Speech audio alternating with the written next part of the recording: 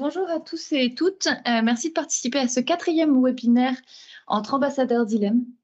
Cette fois-ci, nous avons décidé de changer le format de nos rendez-vous et nous ne traiterons plus que d'une seule thématique afin de pouvoir prendre le temps de mieux traiter le sujet et de répondre à vos interrogations.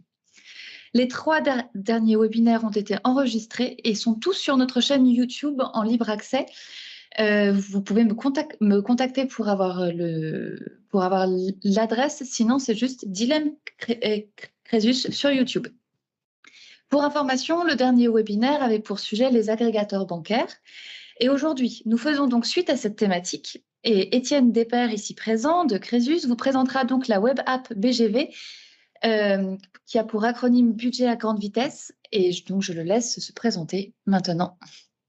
Merci beaucoup pour cette invitation déjà. Hein, je suis très content de pouvoir présenter BGV aux ambassadeurs d'ILEM. Je suis chez Crésus, donc responsable du pôle émancipation financière, et j'ai en charge notamment le développement de l'application BGV. Donc je vous propose de partager mon écran. Donc on est parti pour en gros une heure de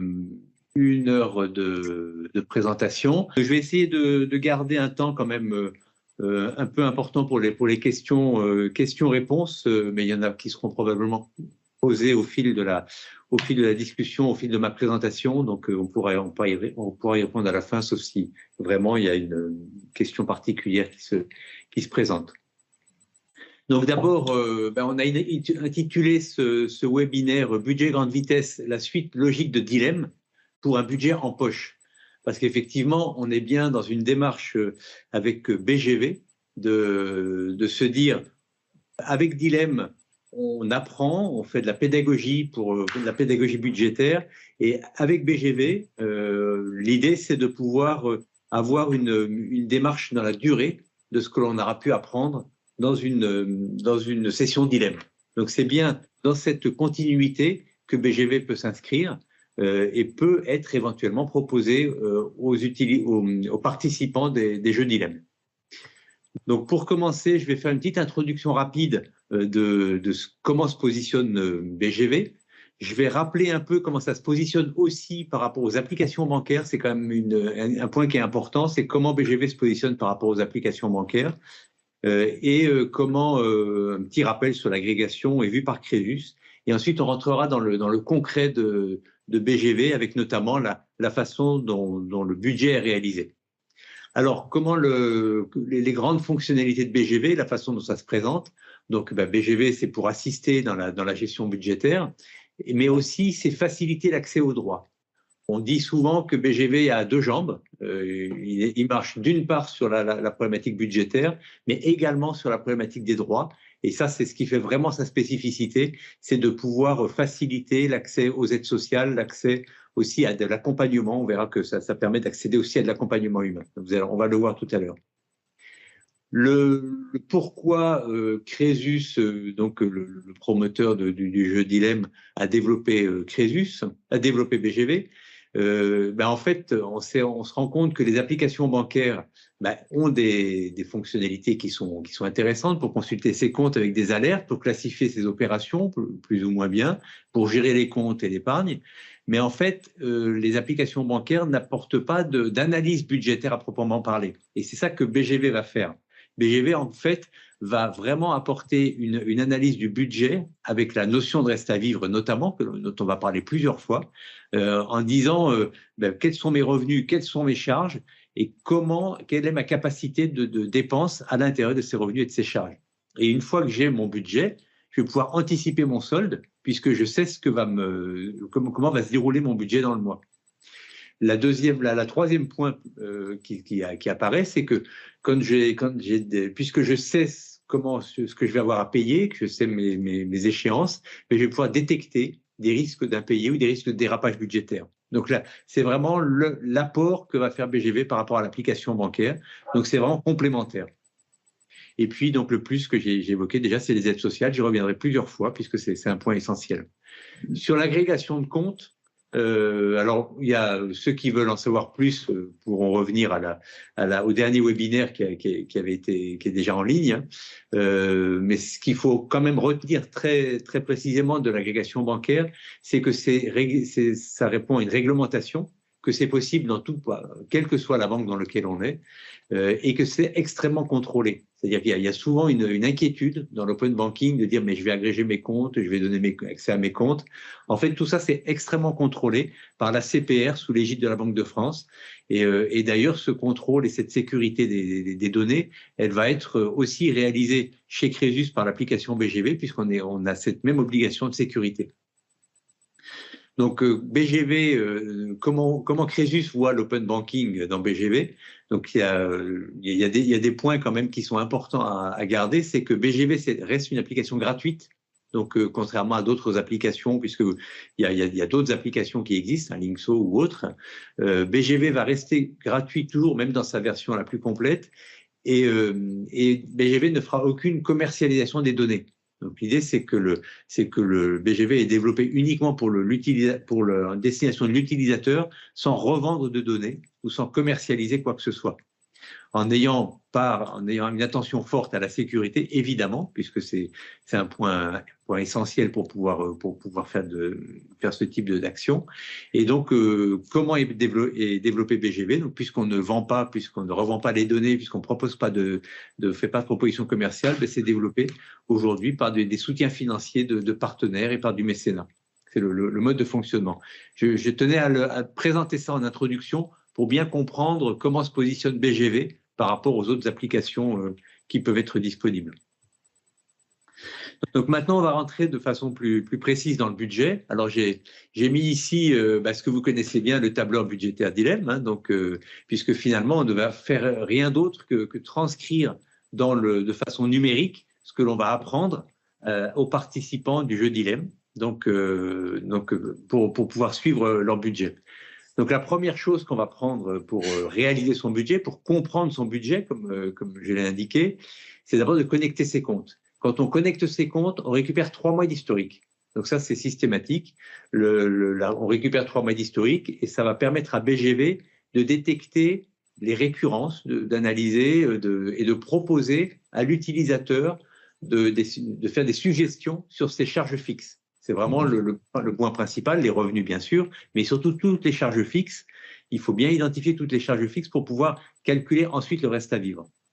Alors, on est bien dans une démarche qui va demander la participation de l'utilisateur. Hein. C'est pas une boîte noire dans laquelle on va faire des calculs, le scoring. C'est pas du tout ça l'objectif de BGV. On va lui proposer ces charges, l'ensemble de ces charges, et c'est lui qui va dire oui, voilà toutes mes charges. Et d'ailleurs, on lui proposera, si jamais il en manque, de les rajouter. Et une fois qu'il a son reste à vivre, on va rentrer dans une démarche d'enveloppe.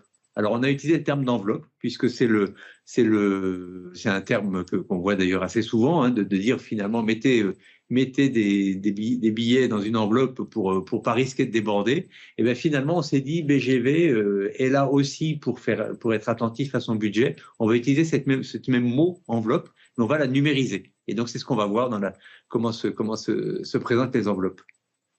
Une fois qu'on a fait son budget, on a bien la présentation de ce qu'est mon budget, donc je sais où j'en suis, je sais ce que je peux faire, je vais pouvoir consulter au jour le jour comment se décline mon budget. Donc d'abord, la première chose, c'est de consulter mon solde disponible réel. C'est-à-dire qu'on voit souvent des personnes se dire j'ai X euros sur mon compte, donc je peux les dépenser. Bien sûr que non, on le sait qu'on ne peut pas les dépenser puisqu'on a des charges qui vont arriver. Donc quand je vais proposer le disponible, je vais tout de suite déduire tout ce qui est à payer dans un avenir proche. Ensuite, je vais pouvoir suivre mes dépenses dans les enveloppes. Je vais pouvoir épargner pour un projet ou pour faire face à des imprévus. On va voir qu'on a beaucoup développé la notion d'épargne. Et je vais pouvoir identifier rapidement un retard de paiement. Alors, comment ça se présente? De façon très concrète, on a l'application BGV a volontairement présenté de façon très épurée pour être très lisible. Et vous voyez ici, on a des briques. On reviendra sur ces différentes briques que l'on voit. Et on peut les voir de façon verticale si on regarde BGV sur un smartphone. Donc ça, c'est déjà le premier point technique d'accès à l'application, c'est que BGV n'est pas une application à proprement parler sur smartphone, mais c'est une web app. C'est-à-dire que c'est une application qui tourne sur le navigateur du téléphone ou de l'ordinateur. Ça le rend compatible avec tout type d'outils. Donc, on peut utiliser son application BGV autant sur son téléphone que sur des ordinateurs ou sur des tablettes. Donc ça, c'est le gros avantage de ce mode de fonctionnement, même si BGV est conçu d'abord pour être utilisé sur un smartphone, puisqu'on veut que ça soit un budget dans la poche, ben forcément, c'est le smartphone qui sera dans la poche. Et donc, toute la conception est faite d'abord pour le smartphone, mais comme vous le voyez, c'est utilisable aussi sur un ordinateur. On n'a pas d'application à charger sur le téléphone, puisque on y accède par un lien Internet. Et on peut, par contre, créer un raccourci sur son smartphone. On peut dire, ben, j'utilise BGV régulièrement, je me crée un raccourci et ça m'apparaît comme une application. Il y a d'ailleurs un petit tuto sur la chaîne YouTube BGV qui explique comment créer un raccourci sur le smartphone. Je ne vais pas l'expliquer ici. Donc, comme on accède à BGV par un lien, on peut mettre ce lien de façon très facile sur différents supports. Il est, par exemple, disponible sur le site d'Ilem. Quand on va sur le site de d'Ilem, on a un accès à BGV. Et on a le lien, on peut accéder à BGV. On peut proposer un QR code. Vous voyez le QR code qui vous est proposé ici. Si vous le regardez, si vous le flashez avec votre smartphone, ça va vous emmener sur BGV. Donc, ça permet de mettre sur tout type de document, sur une feuille qu'on distribue à l'issue d'un jeu dilemme, on peut mettre le QR code qui va permettre aux utilisateurs d'accéder facilement à dilemme. On peut le mettre dans un mail, à la fin d'un mail, on met le lien et ça permet d'accéder à BGV. Quand on accède à BGV, on va avoir un lien dédié à dilemme. Vous voyez, quand on accède à BGV avec ce lien, on voit en haut ça c'est l'image de BGV sur son smartphone, on voit que c'est BGV proposé par Dilem. Donc ça permet de rassurer l'utilisateur, de se dire, bah, ok, je suis bien sur l'application qui m'a été, c'est bien Dilem qui m'a envoyé vers cette application. Donc une fois que je me suis connecté, que j'ai connecté mes comptes, je vais avoir mes propositions de charges. Donc les charges vont m'être proposées pour que je puisse faire mon budget. Donc, alors d'abord les revenus, pardon, j'ai dit les charges, mais ça commence par les revenus. Alors là, c'est des copies d'écran. Vous voyez, par exemple, le BGV a identifié un salaire récurrent. Il y a 1 200 € qui est arrivé régulièrement. Donc, il va me dire, visiblement, c'est votre salaire. Donc, valider comme un revenu. Donc, je clique sur valider. Je passe, quand j'ai validé toutes les charges qui me sont proposées, quand j'ai proposé tous les revenus, j'arrive aux charges. Et là, je vais avoir toutes les charges. Ici, c'est Basic Fit, par exemple. Donc, ça va me proposer mon loyer, mes assurances, mes crédits. Tout va m'être proposé et je vais pouvoir valider les charges les unes derrière les autres. Donc, ça va très vite. Vous pourrez le faire sur votre propre compte. Vous verrez que c'est rapide. Et une fois qu'on a fini son budget, donc on va pouvoir passer aussi à un petit pense-bête qui va me dire, attends, il y a quand même un truc qui est bizarre dans ton budget. Je ne vois pas ici l'exemple que j'ai ici. Je ne vois pas de téléphone mobile, là. Est-ce que c'est bien normal? Il y a bien de l'habitation, je vois un loyer qui a été payé, de l'assurance a été payée, de l'Internet, mais il n'y a pas de téléphone. Est-ce que ce n'est pas un oubli? Et donc là, je peux rajouter une charge manuellement à partir par exemple, si le cas classique, c'est j'ai changé d'opérateur téléphonique ce mois-ci, ben, il ne va pas repérer que c'est récurrent tous les mois puisqu'il n'y a qu'une seule fois que je l'ai payé. Donc là, je vais pouvoir le rajouter manuellement et ça va me permettre d'avoir un budget complet. Quand mon budget est complet, j'arrive à mon reste à vivre. Donc ça, c'est l'image que j'ai ici. C'est extrêmement simple de présentation. C'est les revenus moins les charges me donnent le reste à vivre. Le principe du reste à vivre est d'ailleurs expliqué derrière le petit point d'interrogation, donc qui permet de voir facilement ce que veut dire cette notion de reste à vivre. Quand j'ai mon reste à vivre, ben c'est ce qui va me permettre en gros de faire mes courses, de manger, de m'habiller, tout ce qui est pas des charges régulières. Donc, on va rentrer dans une dynamique d'enveloppe dont j'ai parlé tout à l'heure.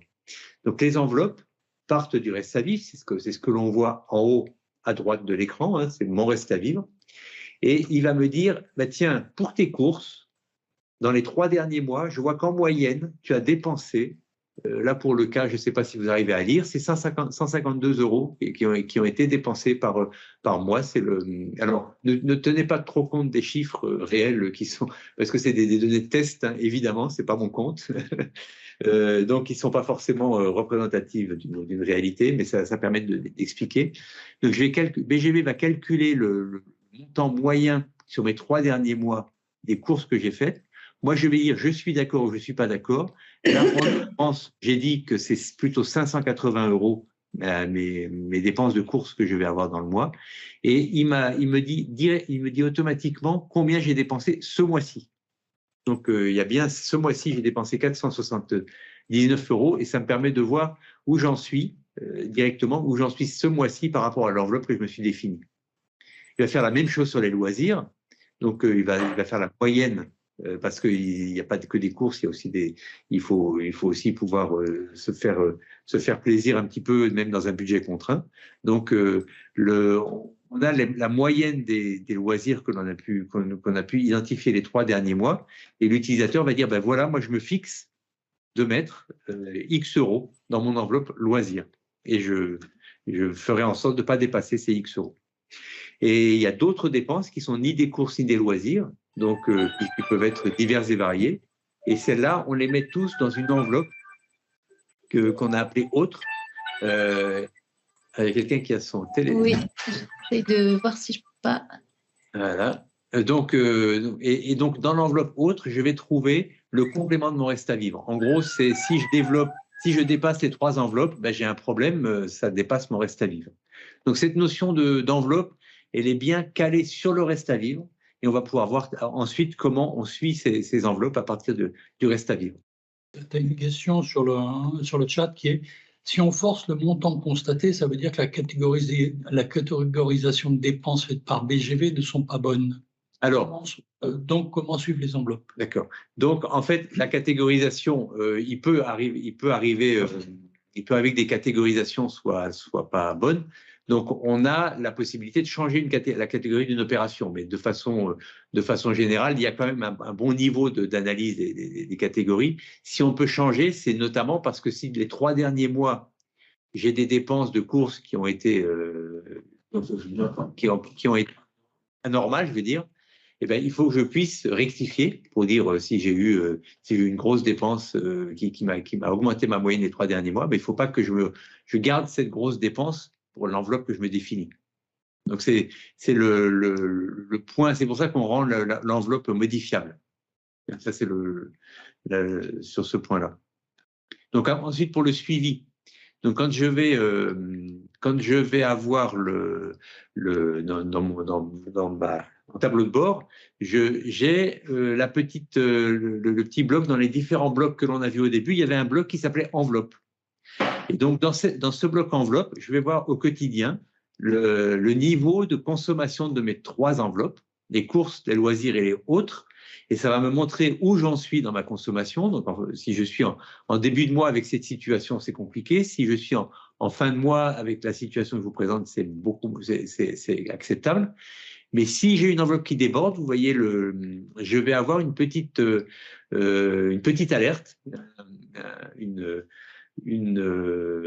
un point d'exclamation dans le triangle qui va me dire attention, il y a un problème de dépassement des enveloppes. Et si j'appuie sur le triangle, il va me dire, là, l'exemple qui est ici, vos enveloppes débordent, le total de vos dépenses du quotidien est actuellement égal à 88% de votre reste à vivre. Donc ça veut dire, j'ai un reste à vivre, puisque c'est la base de mon budget qui est d'un certain niveau, mais ce que j'ai déjà dépensé dans toutes mes enveloppes, dans ce qui n'est pas dans les dépenses fixes, est déjà à 88% de mon reste à vivre. Et si j'ai un dépassement carrément de mon reste à vivre, si je suis à plus de 100%, donc le triangle il va devenir rouge et il me dira où j'en suis. Donc il va me dire j'en suis à 120, 130.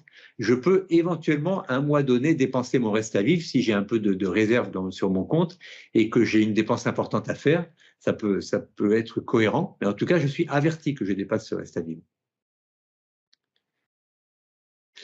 Donc ensuite, un autre point important qui a été fait dans BGV, c'est d'encourager à l'épargne, puisque le le budget, on peut le suivre au quotidien, mais on va pouvoir tenir dans la durée si on a si on arrive à mettre un peu d'argent de côté, parce que en cas de coup dur, ben, ça sera difficile de se retourner. Donc, on va faire une incitation régulière, une incitation à l'épargne régulière. Donc, et par ailleurs, un rappel dans mon reste à vivre, puisque si je fais une épargne régulière, si je dis je mets 10 € de côté ou 20 € de côté ou 50 € de côté pour m'acheter un VTT un jour, ben ça va sortir de mon reste à vivre, puisque c'est plus disponible, je le bloque tous les mois. Mais peut-être que dans mon reste à vivre, j'ai encore une capacité d'épargne ponctuelle. Donc ça va apparaître de façon très pédagogique dans il y a la brique déjà qu'on voit en haut, qui est la brique qui est dans mon tableau de bord. Et si je rentre dans la page dédiée à l'épargne, on va me rappeler les différents besoins d'épargne. Pour des dépenses non mensualisées, par exemple, je peux me fixer de me mettre 50 ou 100 € de côté pour ma cuve de fioul qui n'est pas mensualisée, que je dois payer une fois par an. Je peux mettre de l'argent de côté pour faire face aux aléas, je peux anticiper un projet, je peux épargner pour l'avenir, donc sur le long terme.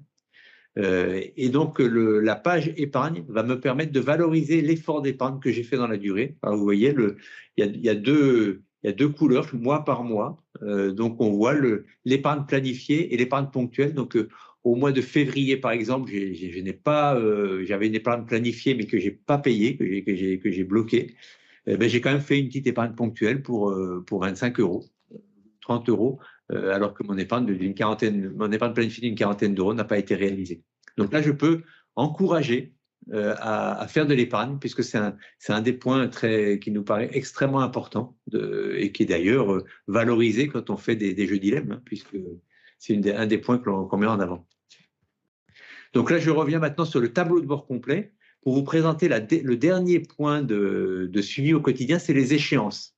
Parce que j'ai fait mon budget, j'ai dit qu'il y avait, dans l'exemple qui est là, j'ai mon loyer chez Foncia, j'ai du carburant à acheter, j'ai ma Freebox à payer, j'ai l'assurance de la Renault Clio à payer. Donc je vais voir mes échéances, j'ai toutes mes échéances qui sont visibles dans mon tableau de bord, et je suis tout de suite alerté par une petite horloge si mon échéance est en retard. Ici, on est le 27, la Clio, j'avais fait la copie d'écran hier, donc la Clio elle était du 18/4, donc l'assurance elle n'a pas été payée. Je vois une petite horloge qui s'affiche, qui m'alerte sur le fait que j'ai un petit retard. D'ailleurs, si ça dépasse 7 jours, ça va devenir un triangle, parce que là, il y a un problème, et ça devient vraiment un point d'attention qui est beaucoup plus fort. En haut, vous voyez le disponible. Donc le disponible, il est donc vous avez en bas les deux briques dont je vous ai parlé, mes enveloppes et mon épargne du mois, mes échéances dont je viens de parler, et en haut le disponible. Donc il va me dire j'ai 3 900 € sur mon compte, mais attention, je n'ai que 2300 €, j'ai que 2300 € de disponible réellement pour payer pour mes enveloppes, pour toutes mes dépenses du quotidien, parce que j'ai 645 € qui sont réservés pour des dépenses futures qui vont arriver avant mon prochain salaire. Donc ça va bien me déduire et me mettre de côté, m'enlever de mon disponible ce que je vais avoir à payer avant mon prochain salaire.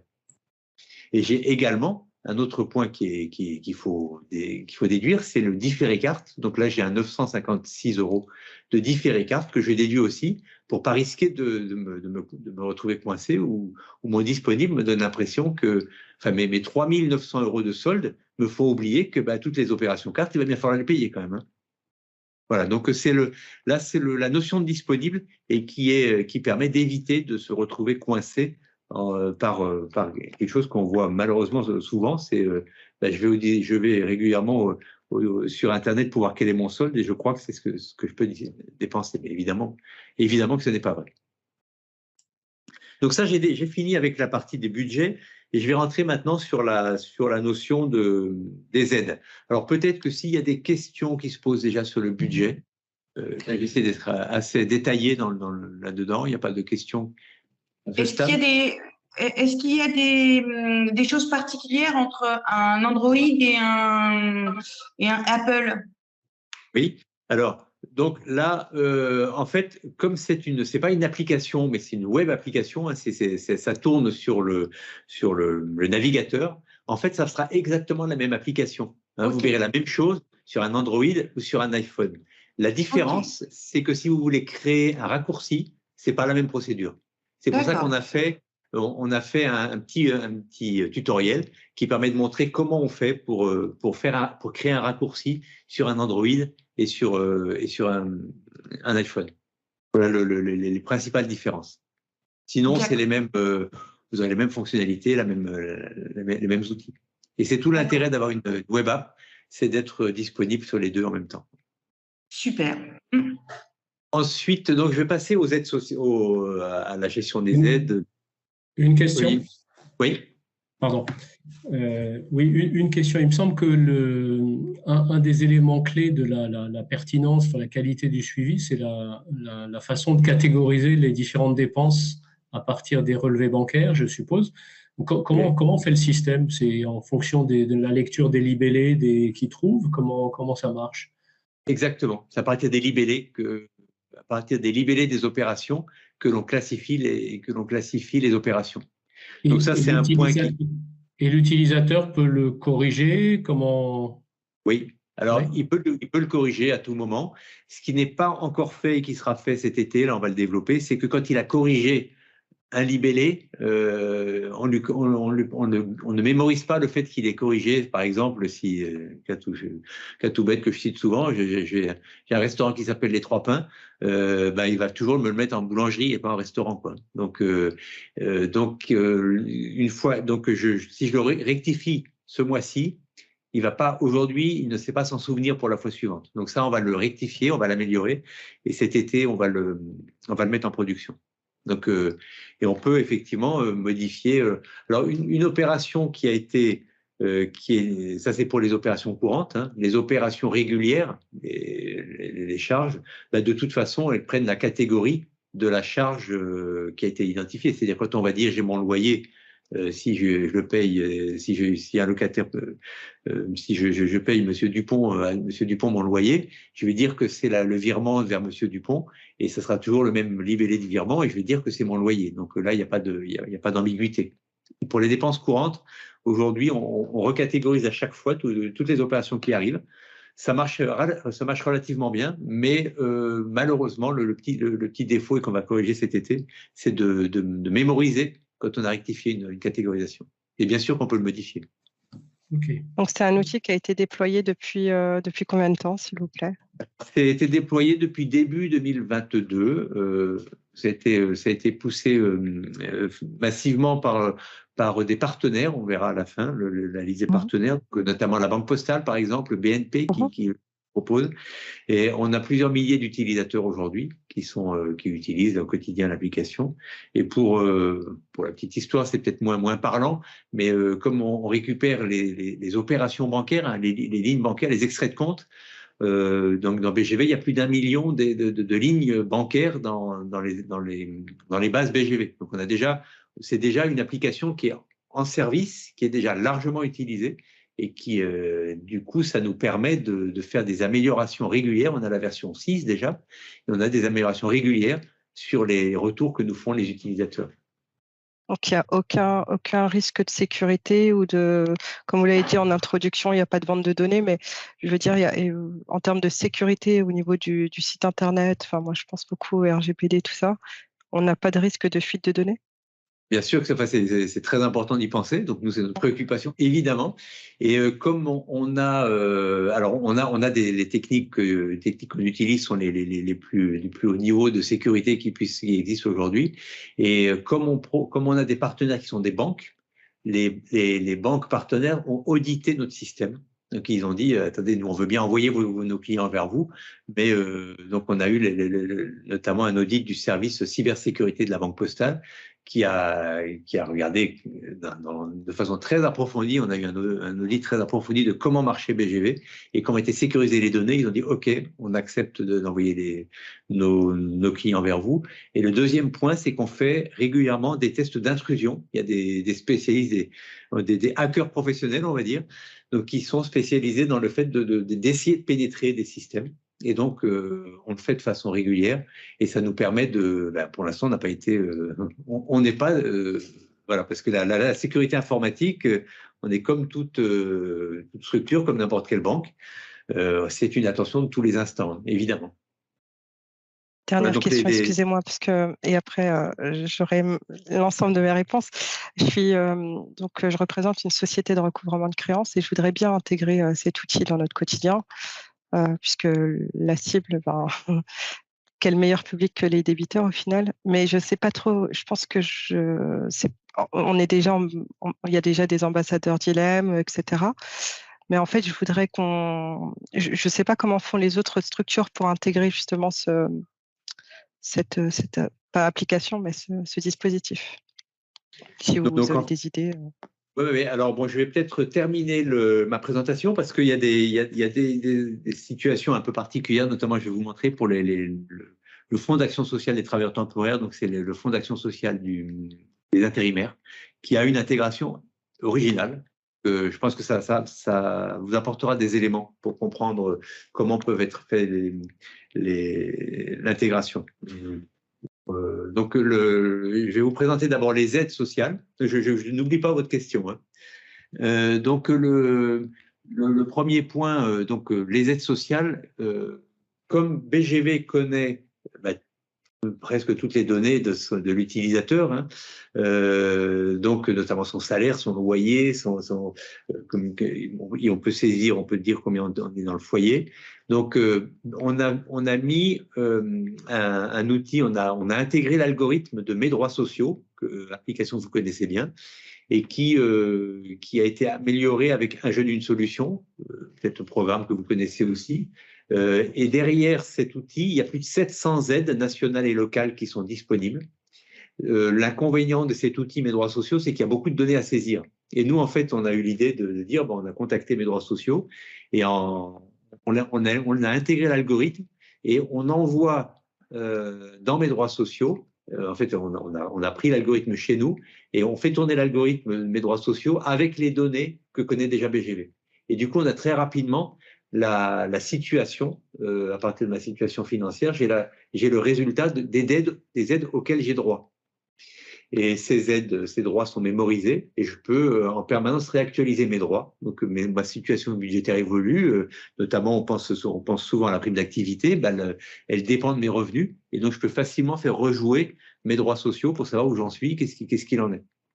Donc ça, c'est le premier axe sur les aides et qui est extrêmement efficace. On voit le résultat de la simulation. Hein, donc on peut en permanence retourner. Je retourne dans mon BGV par exemple l'aide au logement, le chèque énergie, donc tout ce qui des exemples de ce qui peut m'être proposé.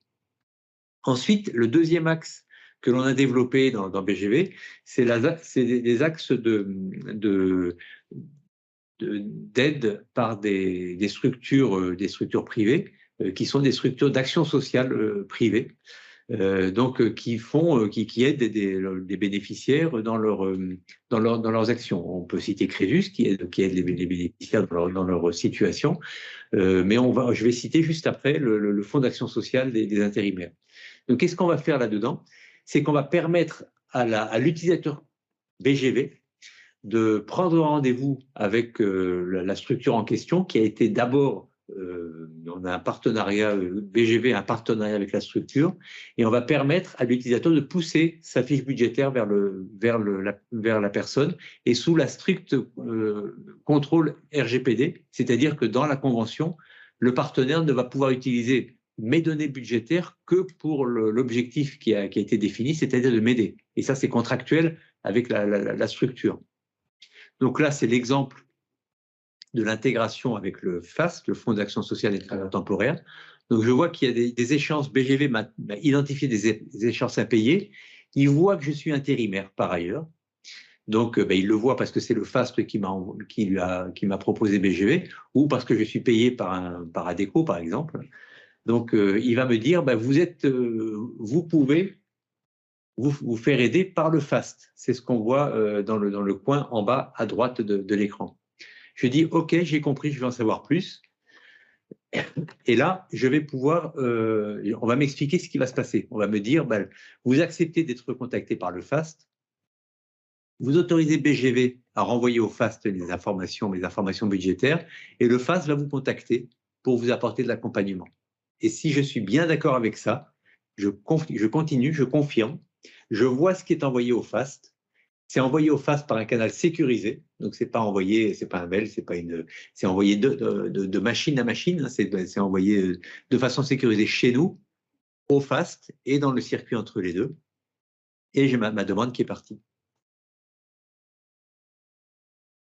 Donc voilà le mécanisme. Vous voyez, le FAST est un partenaire de BGV et c'est une façon très particulière d'intégrer, donc d'intégrer BGV dans le FAST.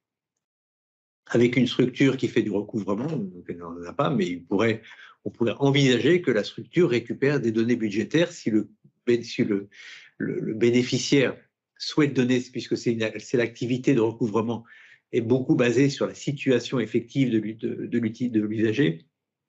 Si l'utilisateur BGV veut envoyer ses données, qu'il l'accepte, c'est toujours l'utilisateur qui l'accepte. Hein. C'est jamais un partenaire qui vient pomper les données derrière. C'est toujours l'utilisateur qui l'accepte.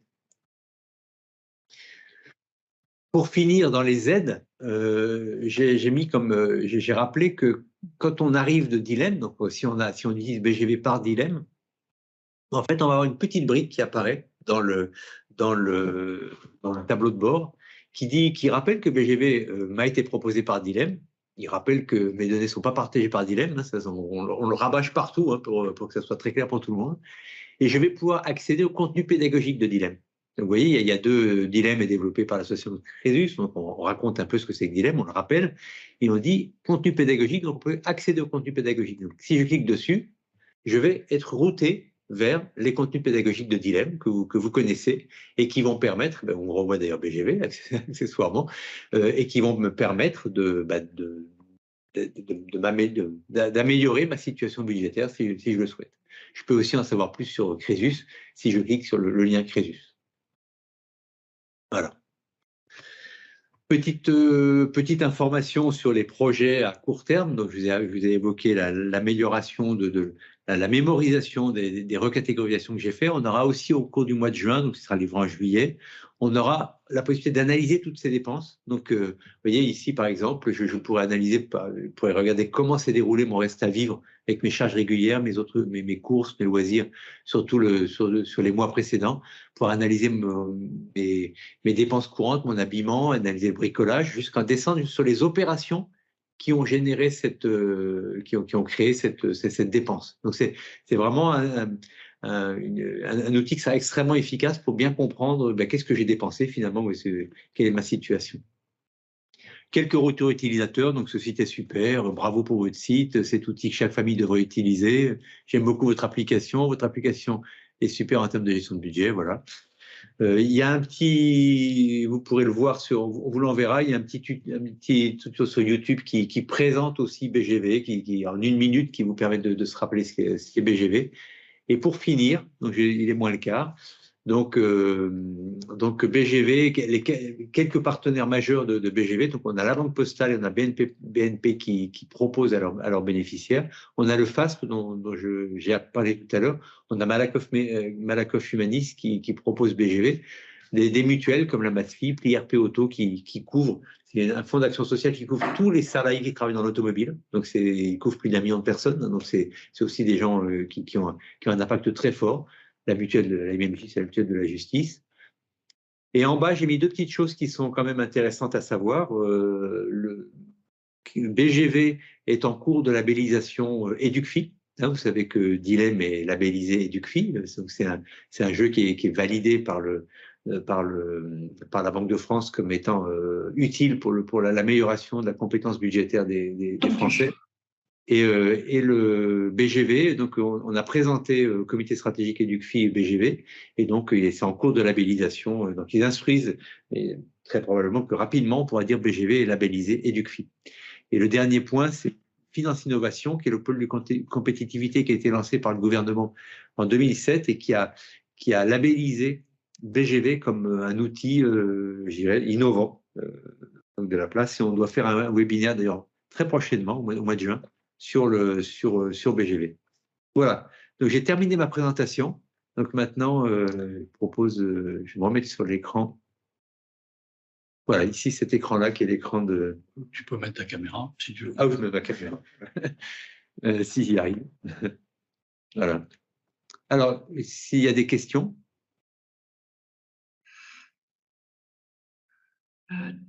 Est-ce que c'est compliqué ou pas? Parce que là, je reviens sur l'histoire parce qu'il y a eu une question là sur la différence entre web app et app native. Et il y a des interrogations. C'est compliqué ou pas Moi, j'ai pas eu l'impression que c'était hyper compliqué de faire un raccourci sur le.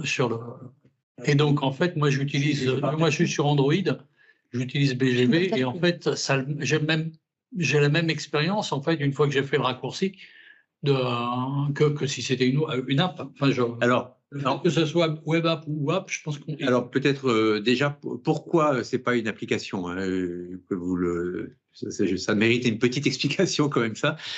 C'est qu'en fait faire une application hein, comme vous pouvez avoir sur votre smartphone si vous utilisez, je sais pas ce que vous utilisez, on a utilisé web tout le temps, des apps tout le temps. Ça fait double développement. Il y en a un pour Android et un pour Apple. Donc ça fait deux fois, c'est un double coût. Et quand on a développé une application, c'est pas utilisable sur un ordinateur. Donc, ça fait triple développement. Si on veut une application qui marche sous forme d'app sur un téléphone, eh ben, ça fait triple développement. Donc, ce qu'on a privilégié, c'est des fonctionnalités, un maximum de fonctionnalités, plutôt que d'avoir trois apps à proprement parler. Alors, en termes d'expérience, en termes de difficulté, en fait, c'est aussi facile, mais essayez-le. Hein. Je ne sais pas s'il y en a quelques-uns qui ont essayé de flasher le QR code pendant la présentation tout à l'heure, mais vous flashez le QR code, vous cliquez, vous êtes déjà sur BGV hein, et vous êtes embarqué. Il n'y a aucune complexité et c'est même plutôt plus facile parce qu'il n'y a pas besoin d'aller le chercher dans la store. Mais on a l'habitude d'aller chercher dans la store, effectivement, mais si vous avez un QR code, si vous avez un lien qui vous est proposé par quelqu'un, vous cliquez dessus et vous y êtes déjà. Il n'y a rien à charger, il n'y a même pas à charger l'application sur le smartphone. Donc, c'est extrêmement facile d'accès. Et en termes d'expérience utilisateur, comme on l'a développé avec ce qu'on appelle mobile first, hein, donc dans une expérience mobile d'abord, donc en fait on est quasiment comme si on était sur une application. Et on oublie très vite en fait qu'on n'est pas sur une application. Le seul point, c'est de créer le raccourci pour pas avoir à chaque fois aller chercher le. Et donc quand je crée un raccourci, c'est une application que j'ai sur mon téléphone comme une autre application. Donc, c'est vraiment extrêmement simple d'utilisation et ça ne charge pas le téléphone, il n'y a pas de données sur le téléphone. Voilà. Il y a une autre question, je traduis avec mes mots de ce que je comprends, c'est est-ce qu'il existe un compte démo, entre guillemets, où il pourrait agréger, entre guillemets, faire du BGV sur un compte démo pour montrer à un potentiel bénéficiaire ce que ça fait ouais. Histoire de ne pas être simplement ou directement sur ses vraies données ou bien sur du PowerPoint. C'est ce que j'allais dire. Le premier compte démo, c'est son propre compte. Hein, donc, je vous encourage à le tester sur vos propres comptes. Par contre, effectivement, on ne peut pas le montrer. Hein, l'exemple là que j'ai, moi, je n'ai pas pu le montrer. C'est pour ça que je n'ai pas pu montrer l'outil. Donc, il est possible tout à fait de faire un compte démo. La petite difficulté, c'est que comme les données, chaque jour, on regarde la situation. En fait, on charge des données fictives sur un compte démo et il faut qu'on le rafraîchisse régulièrement parce que comme on va dire, si j'ai des données qui sont aujourd'hui, dans 5 jours, je verrai que j'ai pas payé mon loyer. Oui, parce que j'ai plus de nouvelles données qui arrivent. Donc aujourd'hui, on peut tout à fait vous faire des comptes démo. Il suffit de me faire un mail. Mais par contre, il faut nous dire chaque fois que je veux l'utiliser. Si vous l'utilisez, il faut qu'on vous le réactualise. Aujourd'hui, il n'y a pas de réactualisation automatique. Donc, on a quelques comptes démo avec des utilisateurs qui l'utilisent, mais chaque fois qu'ils veulent l'utiliser, nous mettent un petit mail pour qu'on rafraîchisse les données. S'il y a beaucoup de demandes, on fera une automatisation de ce rafraîchissement. Pour l'instant, il n'y a pas suffisamment de demandes pour justifier qu'on rafraîchisse automatiquement. Mais ça, c'est au contraire, demandez-nous-le et puis demandez-nous régulièrement de vous l'actualiser. Le seul petit inconvénient, c'est que si vous avez un compte démo, vous le regardez si un mois après, ben, vous aurez des impayés, quoi. Voilà, c'est un peu l'inconvénient. Mais vous pouvez montrer comment on fabrique une ligne budgétaire, comment on la supprime, comment on fait les enveloppes. Tout est opérationnel. Comment on change les enveloppes. C'est le vrai BGV. Et j'ai une question. Quelles sont les conditions pour être partenaire? Alors, je sais pas, c'est vous qui travaillez dans une société de recouvrement ou c'est quelqu'un d'autre? Oui, c'est la même voie. D'accord, ok. C'est moi. Voilà. Donc, il suffit de nous solliciter. Hein. Donc, on a déjà des contacts avec un certain nombre. Peut-être qu'on est en contact avec vous. Moi, je ne sais pas chez qui vous êtes. Mais là, il suffit de nous solliciter pour réfléchir à la façon d'être partenaire. Alors, comme vous l'avez compris, ce que je vous ai indiqué, c'est que les partenaires, il y a aussi un engagement financier pour le partenaire, hein, parce que on développe cet outil de façon pour que ça reste gratuit et qu'on ne se finance pas sur la vente des données comme font tous les autres acteurs du marché. Donc on travaille avec du mécénat. Donc on a les partenaires font des actions de mécénat sur BGV. Voilà. Donc mais ça il suffit de. C'est toi qu'on contacte? Oui, mais quand vous me contactez moi, oui. Tu peux mettre ton email dans le système. Alors, je vais vous mettre mon email. On va mettre son email d'Étienne dans le chat, comme ça. Je le mets, comme ça, t'es pas. Je le fais. D'accord. Vous avez d'autres questions? Est-ce que des interrogations? Est-ce qu'on a répondu? Parce que la dernière fois, il y avait eu un certain nombre d'interrogations sur BGV sur lesquelles je n'avais pas forcément tous les éléments de réponse. Est-ce que là, du coup, avec Étienne, vous avez une meilleure vision de ce que fait BGV? Oui. Est-ce que vous vous projetez vous vous dites, ouais, je peux le préconiser?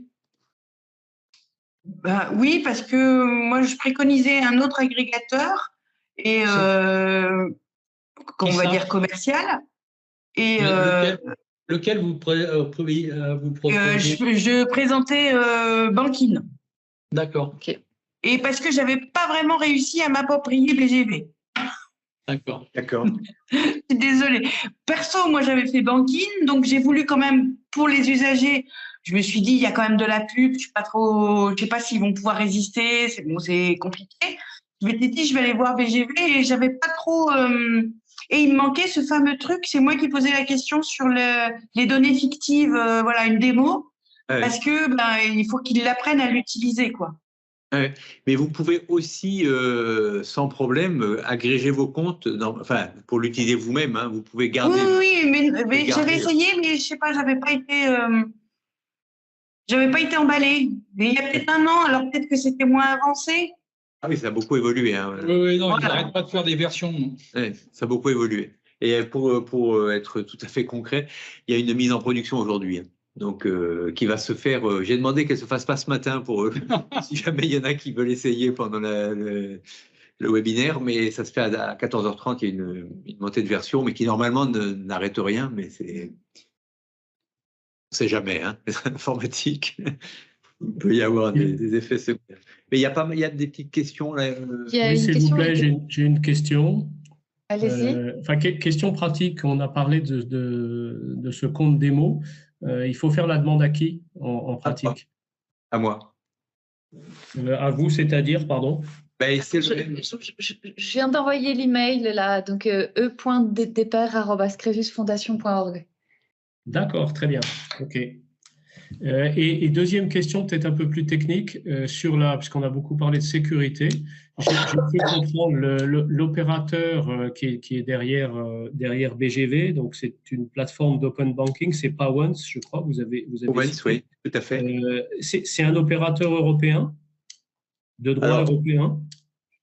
Oui, parce que il est soumis à la RGPD, donc c'est le premier opérateur français, hein, et il agit un peu, il vient de racheter une boîte étrangère là, pour élargir sa capacité, mais d'un point de vue de contrôle, il est contrôlé, en fait, il est sous le couvert de la DSP2 et il est contrôlé, donc comme tout organisme financier, puisque c'est un organisme financier, il est contrôlé par l'ACPR, l'autorité de contrôle prudentiel et de résolution, qui est l'autorité qui contrôle les banques et les assureurs. Pour répondre un peu tout ce qui est stockage de données est soumis aux réglementations européennes, pas américaines ou autres. Voilà, tout à fait. C'est stocké en Europe. Hein. Alors, pour essayer de répondre à la question, juste pour que vous ayez toute l'histoire, Budget Insight, parce que c'est l'ancien nom de Powens, c'est un fils ou une fille, je ne sais pas comment on peut dire, d'Arkea. En termes d'origine, si vous revenez à la grand-mère, c'est Crédit Mutuel Arkea qui avait créé cette entreprise-là. Donc après, elle a vécu sa vie, mais elle est née là-dedans. Donc elle est née d'une banque française. Et pour vous dire, nous, moi, dans ma vie précédente, on avait eu affaire avec Budget Insight. Et donc il y a toute la compliance de BNP qui a débarqué sur les genoux de Budget Insight pour voir où étaient hébergées les données. Notamment, il y avait des interrogations, est-ce que vous n'utilisez pas d'Amazon Web Services. Donc, c'était bien des données qui étaient dans la CE et de préférence en France. Si ma mémoire est bonne, c'était du OVH ou un truc comme ça. Donc, on avait eu un audit de Budget Insight à l'époque quand on les avait rentrés sur nos programmes à nous. Parfait, merci. Okay. Il y a une autre question, je vois. Oui, j'ai une question. Bonjour, Crésus Var. J'ai une question à poser pour la mise en application, enfin concrètement pour BGV. C'est-à-dire que lorsque l'on doit suivre des personnes en accompagnement budgétaire, on leur préconise donc BGV, c'est-à-dire qu'on leur explique, basique.